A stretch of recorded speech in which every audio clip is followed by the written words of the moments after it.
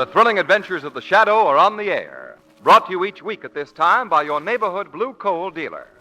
These dramatizations are designed to demonstrate forcibly to old and young alike that crime does not pay. Winter is just around the corner. The cool nights and quick drops in temperature we've already had are reminders to fill your coal bin now. And especially this year, it's well to start the season with a big supply. The producers of blue coal foresee no shortage whatsoever of this finest of all hard coal. But present unsettled conditions make it wise to be prepared. Don't wait. Don't put off ordering. Call your neighborhood dealer tomorrow and order your winter supply of blue coal.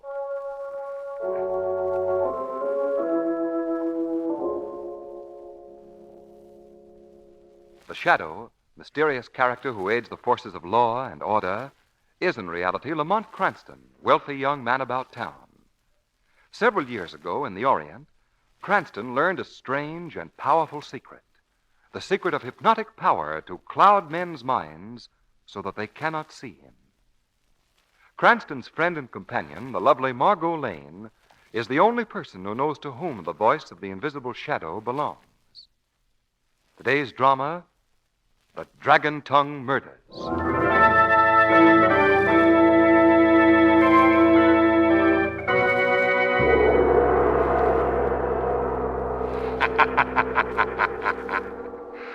Let us listen now to a crime being born. Let us listen to the devious, insidious reasons for its inception.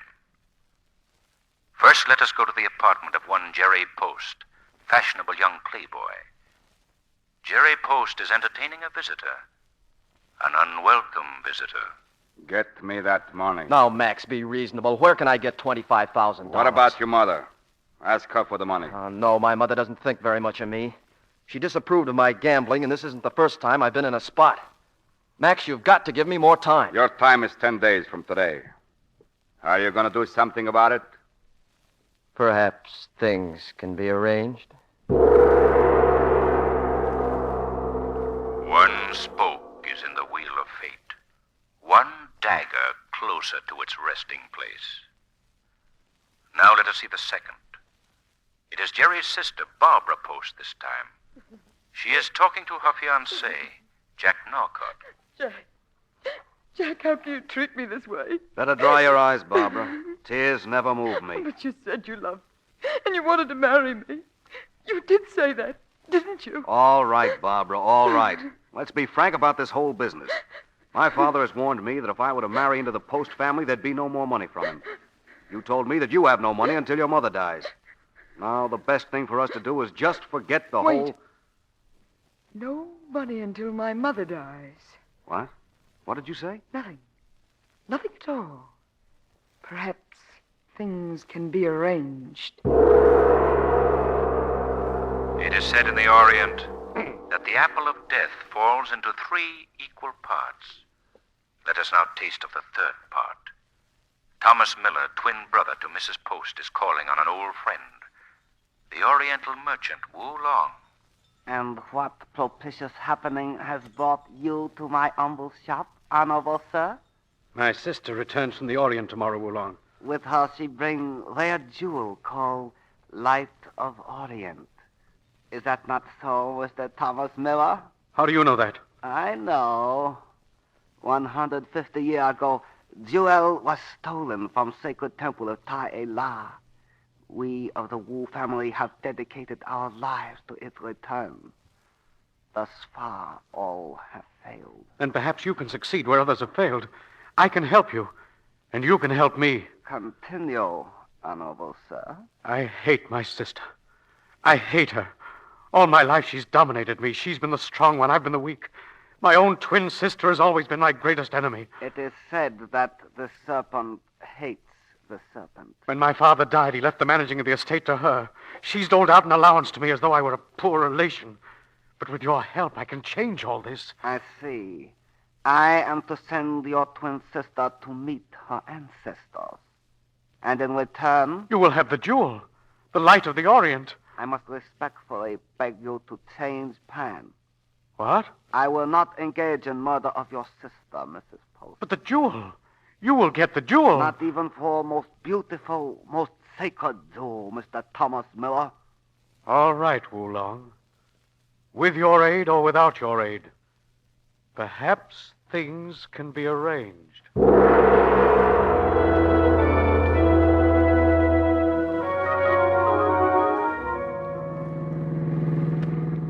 Margot, this is going to be one awful weekend for me. Oh, please, Lamont. You don't know what this means to me. To write an article about that famous Emerald Light of the Orient for Style and Fashion magazine, why, it's practically a journalistic scoop. Do you realize that if Mrs. Post hadn't known my Aunt Augusta at Vassar... Margot, do you realize what a bunch of characters these Posts are? Well, they have been rather prominent in the scandal sheets. Prominent is putting it mildly. They're all a bit, well, let's call it peculiar. Take Mrs. Post's twin brother, Thomas Miller, for example. It's a well-known fact that he hates his sister like poison. And then there's that good-for-nothing adopted son, Jerry Post. He's been in more scrapes than Then you can shake a stick at? Yeah. And Barbara, the daughter. She's adopted, too. I know. And she falls in love regularly and always with the wrong man. Well, she's engaged to a very nice young man now. His name is Jack Norcott, and Mrs. Post approves of him. How do you know that? Mrs. Post told me. I caught her just as she was going through the customs when her ship docked. At first, she refused to talk to me because she thought I was a reporter. But after I mentioned That Aunt Augusta went to Vassar with her?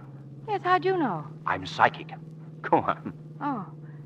Well, I explained how important it was for me to get a story about this Light of the Orient. So she asked me out for the weekend, and... Oh, I hope she won't mind. Mind what? My bringing you with me. She's very Doesn't abrupt. she know I'm coming? No. I didn't think of it till later. How nice.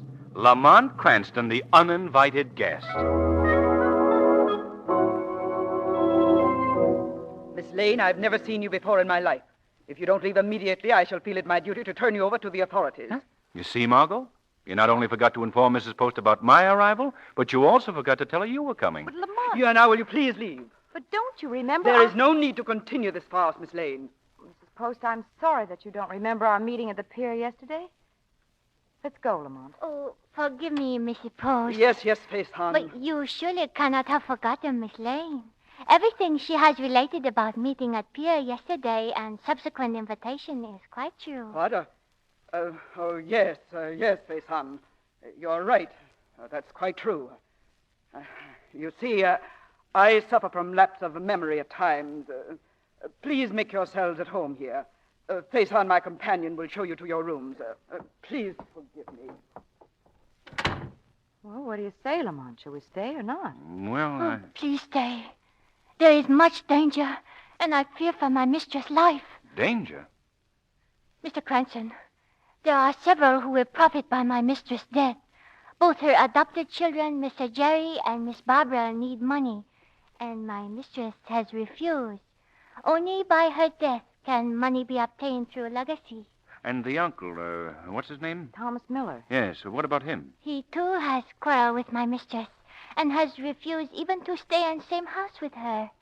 He has gone down to stay in small guest house at other end of the estate. So, we have 3 potential murderers living close to the scene of a crime about to happen, eh? Oh, Lamont. Oh, please, not say that. So much evil has befallen this family name already. I've warned you, Jerry. It's true, isn't it, Barbara? I knew that Norcott guy was only after the Post millions. I could kill you for that. You could kill... Who are you? Mr. Jerry and Miss Barbara, this is Miss Lane and Mr. Cranston, guests of your mother. Guests? We don't want guests here. Hope you enjoyed the little family scene you just witnessed. I'm sorry, Mr. Post, but we couldn't help overhearing you. What's that? Oh, yes, Monsieur. Yes. I found this in my room. A dagger. Here, let me see it. It was sticking in the wall over my bed. I went to lie down. An oriental dagger, eh? And there seems to be a message wrapped around the hilt. Let's see. It says, "Death by the fiery tongue of the dragon to those who covet the emerald, light of the Orient." No signature, but a drawing of a dragon in red. Lamont, what does it mean? My jewel. It is not safe. Someone wanted to rob me. You, Jerry, and you, Barbara. You want the jewel. You want to kill me.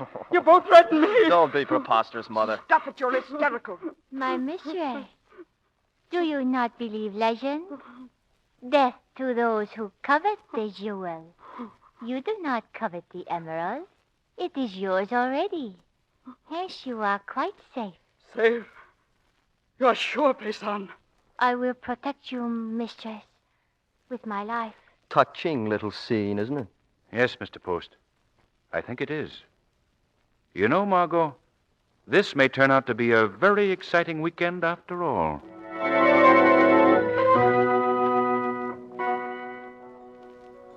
But are you not bound by the vows of our house, Payson? I renounce you alone, my uncle, and I renounce the vows I never took. And yet you came, knowing what I expected of you. The dagger with message to my mistress this afternoon revealed to me your design. You are wise, my niece. I have not been mistaken in your intelligence. I repeat, I will have no part in your evil plan. Oh, yes, my niece. You will do as I say. Listen as I speak, and forget not 1,000th part of one word. The emerald must be returned to the temple of Ta-E-La.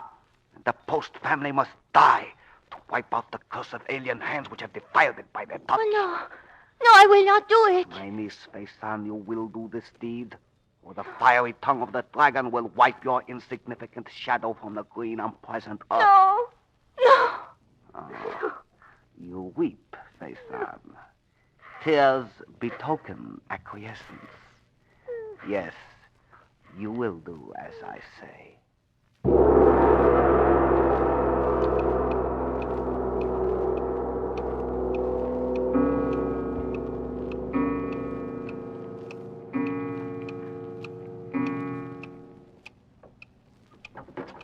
Fire! Fire! Fire! What's the matter, Mr. Post? Fire! The guest house is on fire. What? Where's the fire? What is it? Jerry, did you say the guest house, Jerry? Yes, look for yourself out that window. There on the other side of the grounds. Lamont, where are you? Here, Margot. Turn on a light, someone. There, that's better. Is there anyone there at the guest house? My brother Thomas. Come on, Post, let's get over there. No, it's useless. He's dead by now. What are you talking about? Now you come with me or I'll drag you He's over quite there. right, Mr. Cranston. Thomas must be dead. Well, perhaps he woke in time to escape the fire. He may need No. help. Thomas was in the habit of taking sleeping pills. He probably never knew what happened to him. Well, I must say you're all taking this thing pretty calmly. Much too calmly. I'm putting this whole business in the hands of the police.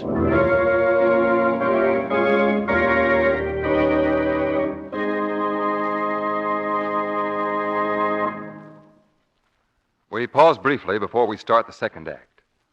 It's probable that you'll never have to face the particular problem in our story today. But there is a serious problem that you do have to face, come what may.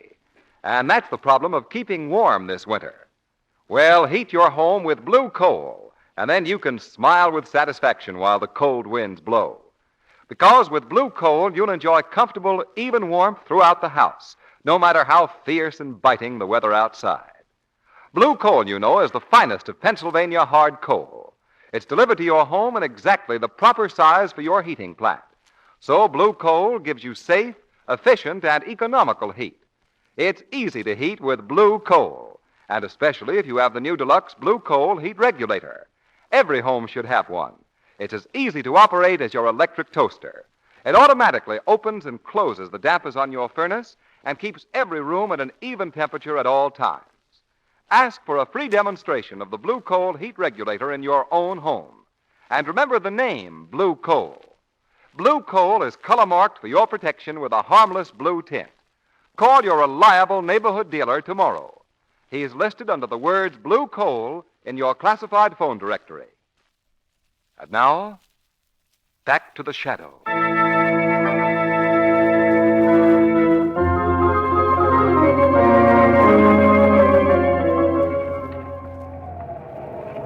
It's quite obvious that the fire that destroyed this guest house was aided by gasoline.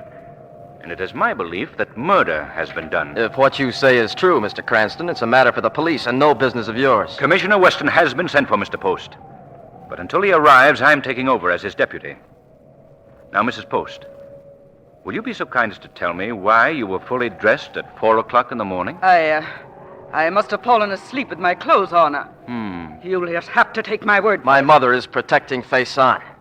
She suspects Faison knows a great deal about Uncle Thomas's death. Why do you say that? When I returned home in my car around 3:30, I saw her peering into the window of the guest house. What were you doing there, Faison?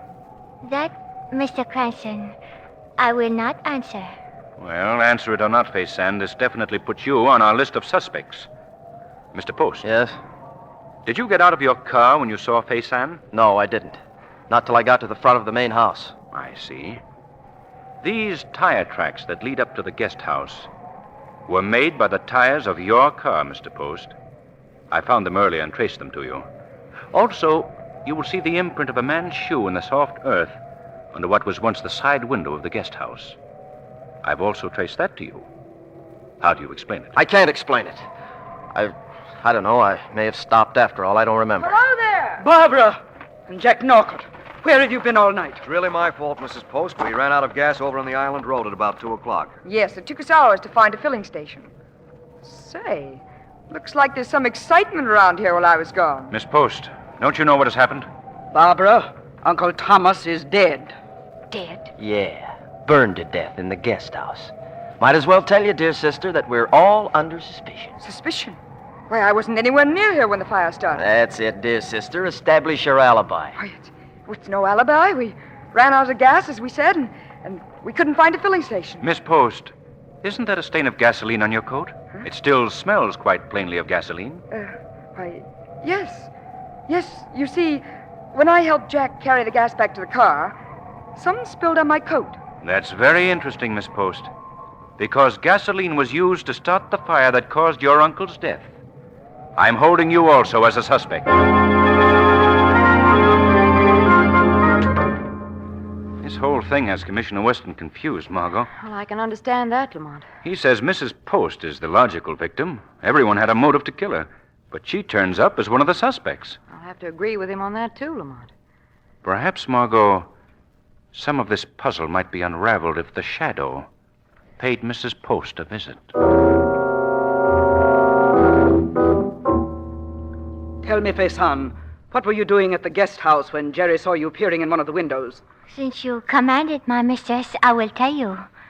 Do you not recall that after quarrel with your brother, he left in anger to spend weekend in guest house? Yes.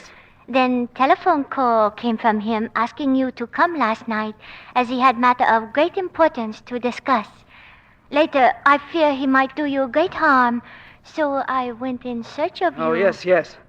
But I decided not to go and called him back and told him that if he wanted to talk to me, he could come here. What was that? That still does not explain one very important thing, Mrs. Post. I heard a voice. It is a voice of evil spirit. No, Fay-San. It is the voice of the shadow, whose mission is to fight evil. Can't see you. No, I have cast a mist of hypnosis over your mind, which makes me invisible. What do you wish of us? The truth, Fay-San. Mrs. Post, why were you not in your bed at 4 o'clock this morning? I was too nervous to sleep. I half expected my brother Thomas to come here, as I'd asked him to, and I waited in the library. Mr. Poland asleep. I see. Shadow, if you are indeed friend of good, you will believe my mistress. She is telling you the truth. Mrs. Post. Mrs. Post. What shall I do, Shadow? Answer him. What do you want, Commissioner Weston? Down to the library right away. We're getting everyone together, and we're going to settle this case once and for all. I shall be down immediately. Well, Shadow, are you satisfied that I'm innocent of my brother's death? Your explanation seems logical, Mrs. Post, but I've only your word for it. Remember that the shadow has ways of finding the truth. This is ridiculous. You can't prove anything. How long is this silly questioning going to continue? Quiet. Now, wait a minute. That's better. If you'll pardon me, Commissioner. Oh, what do you want, Cranston? It's just occurred to me that none of us has seen this fabulous emerald that there's been so much talk about. Now, look, Cranston, I'm running this business. Hear me out, Weston. As if I could help it. Go right ahead. Perhaps you haven't heard the legend of the emerald called the Light of the Orient, Commissioner. The legend goes, death by the fiery tongue of the dragon to those who covet the jewel. That's a Now, wait a minute, story. please. Where is the emerald? Mrs. Post, have you looked at it since you arrived? I haven't. Well, suppose it's stolen. Stolen? Mrs. Post, would you mind producing the emerald, please? The emerald? Why, Fay-San, get the emerald and bring it here. Why, mistress, it is here, in this room. Oh, yes, of course. Get it, Fay-San. But, mistress, it is in the safe. And you warned me no one is to touch safe but you. You mean you'd trust a priceless jewel like that in that old cracker box behind the picture? Why, even I know the combination to that old thing. Why, I've known it since I was 10 years old. Here, I'll show you. You just push this button here, and there the picture slides away, like this. There. That's the safe. Ah! That face! What is it, face Mrs. I Post? saw What's the matter? Oh, that face I saw. A face pressed against the window. A horrible Oriental face. Oh, you're seeing. Must be your imagination, No, Mr. I Post. tell you, I saw a face. Now, don't worry, Mrs. Post. I've got my men surrounding the house. If there was anyone there, he'll be caught. My mother, Commissioner Weston, has a very vivid imagination. Shall I open the safe? Yes, Barbara, open it. Right. Now, turn 10 to the right. 6 to the... What happened? What has happened to Barbara? Oh, call a doctor, somebody. Just a moment. I'm afraid it's too late for a doctor. Mrs. Post, your daughter is dead.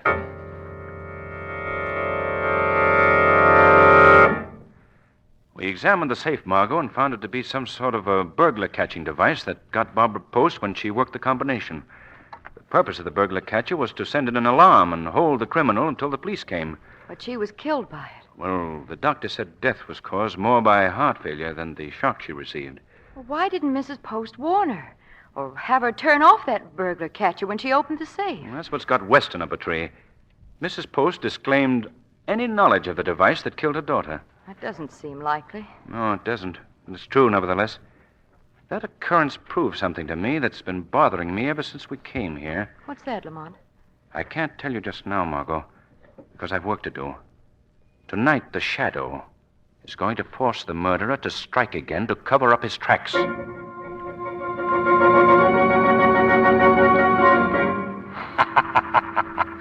Jerry Post, the murderer is known. One person in this house will reveal him to the police.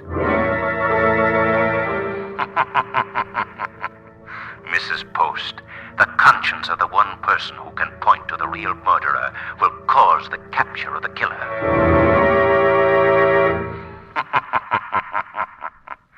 Faison. Who calls me from darkness of my room? It is the Shadow. The shadow. You have returned? What do you wish of me? I have come to warn you, Faison, that tonight an attempt will be made on your life. You know who the murderer is, and the murderer will attempt to silence the only one who knows. Yes, I know. It is my Uncle Wulong.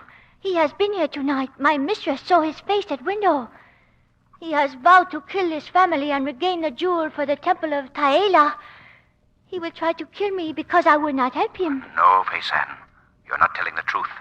It is not your uncle that you suspect. Yes, Shadow. No, and the person you suspect is not the murderer. Oh, can I believe that what you say is true? You must trust me. The person you suspect is not the murderer. Will you help me trap the murderer? To apprehend the murderer is to protect the life of my beloved mistress. I am willing.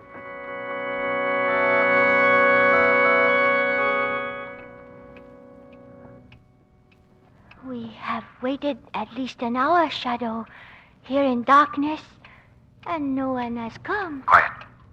Faison, I think our murderer is approaching your room now.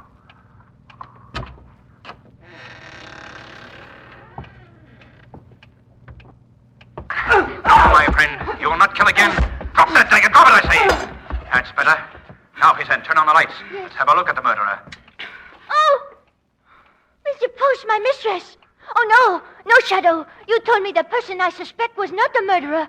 You have deceived me. Weren't you trying to murder Faison to cover your crime forever? I don't know what you're talking about. Faison, you surely don't believe this. Oh, no, mistress. Faison, I promised you that the person you thought to be the murderer would not be the murderer. Yes. You really believed it to be your mistress? Yes. Then Mrs. Post is innocent? Mrs. Post is dead. Oh, no. And this is her twin brother, Thomas Miller, who killed her and proceeded to impersonate You her. don't believe that, Faison? No? Now we'll just take that wig of yours, Mr. Miller. Oh! Thomas Miller! Yes, Thomas Miller. Oh, then it is my mistress who is dead. Yes, I killed her. All my life I've hated her. I would have had everything that belonged to me if it hadn't been for you. Well, you're not turning me over to the police. I'll fix that. Drop that gun, Miller. No!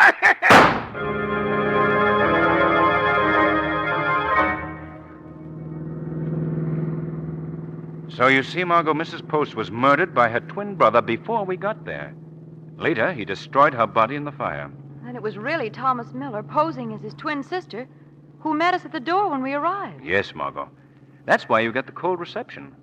But I wasn't really suspicious until Mrs. Post, or rather her twin brother, didn't know where the emerald was kept. That's right. It was right there in the library safe. And he didn't know about that burglar catcher either. No, Mrs. Post must have had it installed secretly and hadn't even told Fay San, whom she trusted. Oh, what a horrible bunch of people. I'll never ask to go on another weekend, Lamont. Not even to write an article for Style and Fashion magazine? Oh, I forgot to tell you. I called the magazine on the phone just before we left to drive back to the city. And they don't want the article. Don't want it? No, they said it was too lurid for a woman's magazine. They said it belonged to some detective magazine. So I did. So you did what? Sold it to a detective magazine. Got more money, too. Margot, you're wonderful.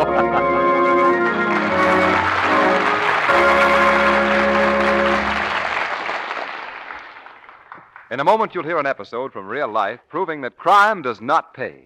But before we get to that, you'll be interested, I know, in what Blue Coal's distinguished home heating expert, Mr. John Barclay, has to say. Mr. Thank Barclay. you. Friends, the world is so complicated nowadays that often we make complications where none should exist at all. For example, the economical operation of a home heating plant is really very simple. That is to say, it's simple provided you get started right. That's the clue. Because when you don't get started right, you're quite likely to run into one difficulty after another. Soon you're discouraged, you know you're spending more money than you should, and worst of all, your house is uncomfortable, either too hot or too cold. Now, that's making complications where none should exist. Take pains to get started right, and you'll have no trouble. Now, here's my suggestion.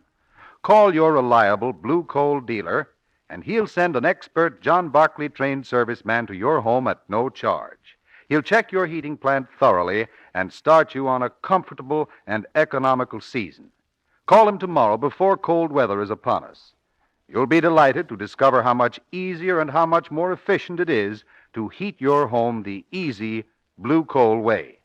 Phone your nearest Blue Coal dealer tomorrow. Thank you. Today's program is based on a copyrighted story. The characters, names, places, and plot are fictitious. Any similarity to persons living or dead is purely coincidental. Direct from real life, we now bring you conclusive proof that crime does not pay. New York City, New York. Lyman Fennell, tough, bold gangster gunman, hoped to make a big robbery haul in a prominent New York club. Yeah, this is the apartment I want. Hey, you, give me the key. No, no! Shut up! Yeah, that'll hold you. You won't get away with it, Gunman Fennell. Death is waiting. They'll never catch me. Here's my car. I gotta get away. Can't find the key. They're too close. I won't go back. I can't face prison. My gun. I gotta do it. So, by his own hand, Lyman Fennell paid the price of crime. The weed of crime bears bitter fruit. Crime does not pay. The shadow knows. Next week, same time, same station, your neighborhood Blue Coal dealer brings you one of the strangest and most baffling of adventures in the Shadow's daring battle against the forces of evil. Be sure to listen, and be sure to phone your friendly Blue Coal dealer for greater heating comfort at less cost. So don't forget, keep the home fires burning with Blue Coal. This is the Mutual Broadcasting System.